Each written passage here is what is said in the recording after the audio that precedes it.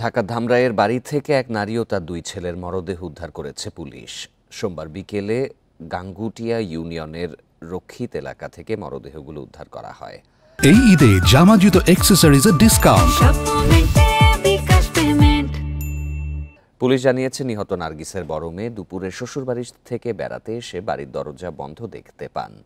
এ সময় তিনি ডাকাডাকি করলেও ভেতর থেকে কোনো সাড়া শব্দ না পেয়ে স্থানীয়দের সাহায্যে দরজা ভেঙে ভেতরে ঢুকে মা ও দুই ভাইকে অচেতন অবস্থায় পড়ে থাকতে দেখেন। খবর পেয়ে পুলিশ ঘটনাস্থলে গিয়ে তাদের মৃত অবস্থায় পায়।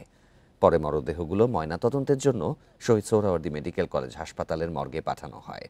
ময়নাতদন্তের পর এটি হত্যা না আত্মহত্যা তা জানা যাবে বলে জানিয়েছে পুলিশ।